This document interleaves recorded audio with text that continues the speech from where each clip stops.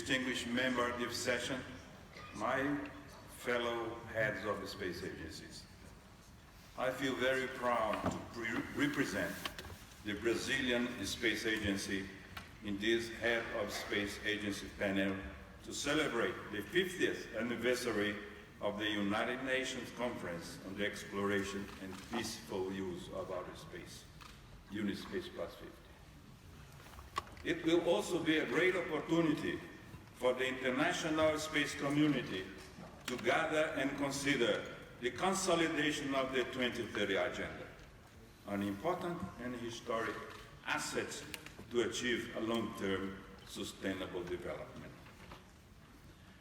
It all have started at the end of the 50s when we were frightened with the possibility of using the space for the purpose of the Cold War. COPUS was then established, transforming the fear of war into a hope for peace. Brazil is proud to have been one of the 18 first COPUS member states.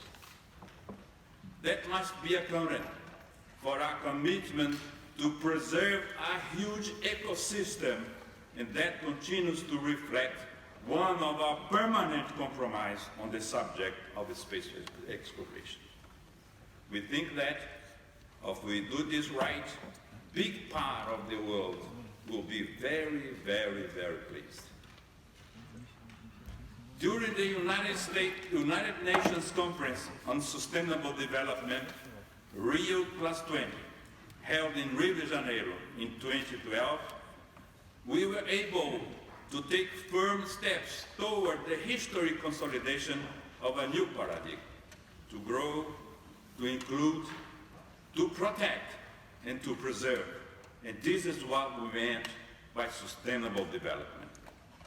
Space cooperation in the 21st century is a very powerful mechanism that should be used to strengthen the relationships among our countries. This is to say that it may not make sense for a country to develop such a space system by itself any longer. Not surprisingly, the world community recognized that great prospects have been opened up before mankind as the result of man's entry into outer space. Likewise, they also recognize that the exploration and use of outer space for peaceful purpose is a common interest of all mankind and should be carried on for the benefit of all people, irrespectively of the degree of their economic or scientific development. During this past space age of about 60 years, we first went through the coexistence stage. Then we have evolved and started living in the state of a controlled and limited cooperation. Now, in this promising new millennium, we are committed to living in an effectively new stage of deep and wide partnership. As a consequence, we hope for much less isolationism, much less unilateralism, and much more multilateral participation and collaboration to collectively face and overcome regional and global challenges. The proper use of our space environment may well be a very strong contribution for the global sustainable development. Instead of solitary satellite systems, one from each of us, we should build up a very strong universal Earth resource satellite constellation in order to observe the planet. Space, we should be able to have images from every place on Earth very often, and those, of course, should be delivered to every country free of any charge, like if they were an universal social asset. We modestly think that a satellite constellation like this would be one of the most fantastic cases of a complete mutual benefit subject of our cooperation. Cost and management would be shared with fairness among suitable countries, and joint development could well be the appropriated procedure to be put in place.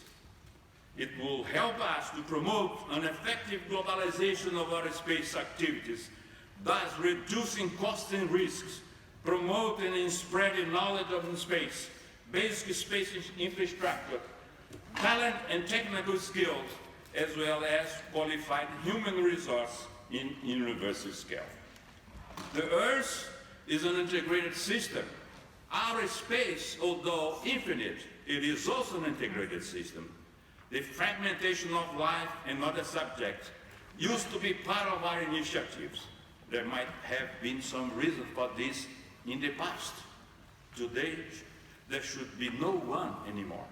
Instead, we must believe in humanity, which diversifies and enriches every nation, every place in the world. It is time to put it all together and collectively launch a new movement in the space age, a new chapter in human history. Thank you very much.